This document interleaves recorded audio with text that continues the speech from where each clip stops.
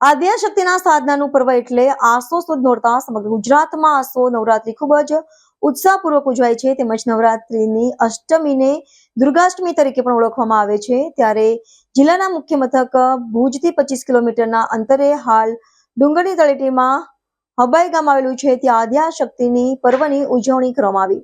આદ્યશક્તિનું સાધનાનું પર્વ એટલે નવરાત્રી।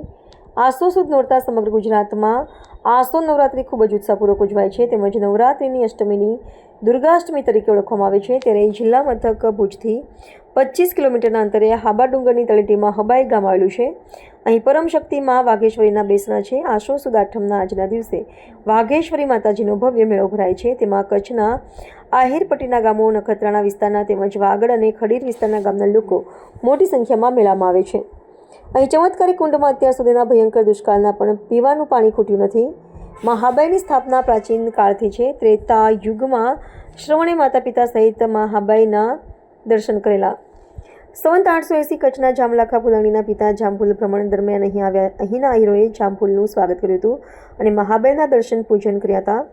આઠમના દિવસે હબાઈમાં વાઘેશ્વરી માતાજી ભવ્ય મેળો ભરાય છે તેમજ દિવસ દરમિયાન અલગ અલગ ગામોમાંથી પધારેલા ભાઈઓ બહેનો ગામની મેળી કરીને રાસ ગરબા રમે છે।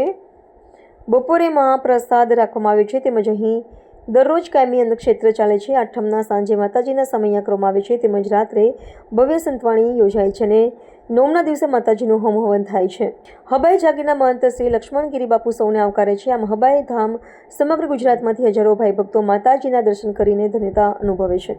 દર વર્ષે પરંપરા નવરાત્રિની ભવ્ય રીતે જે ઉત્સવ ઉજવાઈ શકાતો કચ્છમાં અને જે આ માને આંગણે માને ચરણે 18 આલમ પોતાનું માથું ઝુકાવી પોતાની શ્રદ્ધા વ્યક્ત કરવા જ્યારે અહીં આવે છે, અહીં આવા સદગુરુદેવ પૂજ્ય બાપુ અને શાંતિ બાપુ બધા આ લોકો અન્નક્ષેત્ર અને એનું ઉતારણી વ્યવસ્થા ખૂબ સારી સંભાળે છે અને લોકોનો થોડા જગ્યા પ્રત્યે પરંપરા ભાવ વધતો આવે છે। દર વર્ષે લોકોની ભાવિકોની સંખ્યા વધે છે અને એ માના ખૂબ અખૂટ પ્રચાર છે, એનો હું પોતે ખુદ સાક્ષી છું। હું ઓછામાં ઓછી 40 વાર ભુજથી પદયાત્રા કરી છે, મારી મા સાથે, મારા વાઈફ સાથે, મારી દીકરીઓ સાથે 40 વખત વધારે। અને મેં જે મા પાસે આપણે જે કાંઈ ઈચ્છા કરી એ માએ પરિપૂર્ણ કરી છે। આ જગ્યા ઉપર શ્રદ્ધા આપણી જળવાઈ રહે અને જગ્યાનો મહત્વ વધે વર્ષો વર્ષ। અને રાત્રે પણ અહીંયા સાંસ્કૃતિક કાર્યક્રમ હોય છે।